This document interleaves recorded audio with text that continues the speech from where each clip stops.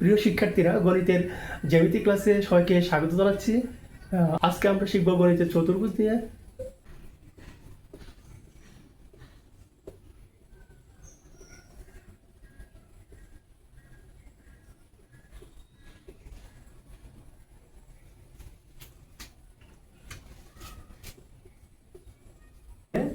চতুর্ভুজের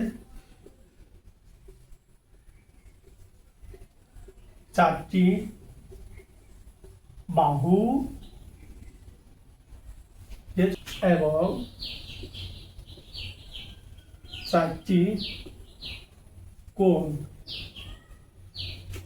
বা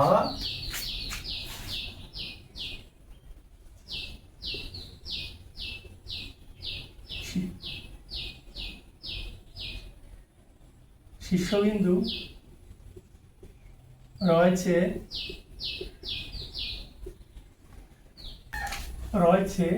তাকে চতুর্ভুজ বল। বোঝা যাচ্ছে যে চতুর্ভুজের চারটি বাহু, চারটি কোণ বা শীর্ষবিন্দু রয়েছে তাকে চতুর্ভুজ বলুন। চারটি বাহু দ্বারা সীমাবদ্ধ এবং চারটি শীর্ষবিন্দু থাকবে, তাহলে আমরা তাকে কি বলবো?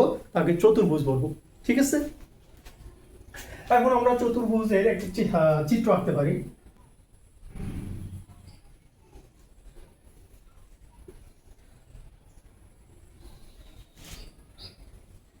আমি হাতে এঁকেছি, তোমরা এটা স্কেল দিয়ে আঁকতে হবে।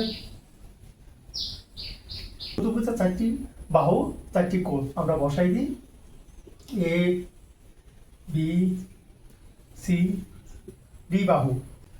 এখন আমরা দেখতে পাচ্ছি যে আমাদের চারটি বাহু, এ বাহু, বি বাহু, সি বাহু, ডি বাহু। এরপর হচ্ছে আমাদের এটা হচ্ছে আমাদের কি বাহু, আর আমাদের এটা হচ্ছে কর্ণ। তাহলে আমাদেরকে এই সংজ্ঞা অনুযায়ী, চিত্র অনুযায়ী আমরা সহজে এই বৈশিষ্ট্য আঁকতে পারি। তাহলে আমরা একটা একটা বৈশিষ্ট্য লিখবে।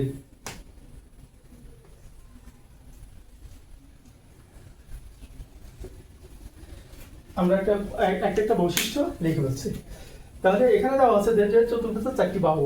তাহলে আমরা জানি যে চতুর্ভুজের বাহুর সংখ্যা চারটি। বাহুর সংখ্যা চারটি আমাদের যেটা সংজ্ঞায় বলা হচ্ছে। তারপরে থাকবে 2 নম্বর বৈশিষ্ট্য থাকবে চারটি কোণ বা শীর্ষবিন্দু। শীর্ষবিন্দু বা কোণ চারটি। পরবর্তী 3 নম্বর বৈশিষ্ট্য হচ্ছে কর্ণের সংখ্যা 2টি। 4 নম্বর বৈশিষ্ট্য হচ্ছে সমস্ত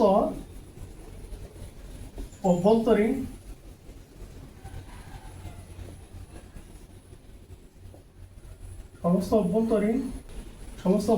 কোণের সমষ্টি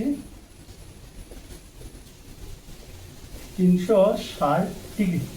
এই ছিল আমার কাছে চতুর্ভুজের বৈশিষ্ট্য। আমাদের সংজ্ঞার সাথে এবং চিত্রের সাথে আমাদের বৈশিষ্ট্যগুলো মিল রয়েছে কিনা। যে চতুর্ভুজের চারটি বাহু, চারটি কোণ, শীর্ষবিন্দু রয়েছে তাকে চতুর্ভুজ বলে। আমরা সহজ কথা হচ্ছে চতুর্ভুজ, চারটি বাহু থাকবে, চারটি শীর্ষবিন্দু থাকবে, তাহলে আমরা সেটাকে কি বলবো? চতুর্ভুজ বলবো। তাহলে এ বি সি ডি বাহু এবং 2টি কর্ণ ছিল, বি এসি এবং বিডি। দুটি কর্ণ এসি এবং বিডি। তাহলে আমাদের বৈশিষ্ট্য হচ্ছে একদম সহজ বৈশিষ্ট্য, যে আমরা সংজ্ঞা অনুযায়ী পেলাম চারটি বাহু, সংজ্ঞা অনুযায়ী পেলাম বাহু সংখ্যা কয়টি? চারটি। তারপর হচ্ছে শীর্ষবিন্দু কোণ পেলাম 4টি। কর্ণের সংখ্যা হচ্ছে আমাদের এসি এবং বিডি। তাহলে এসি এবং বিডি পেলাম 2টি।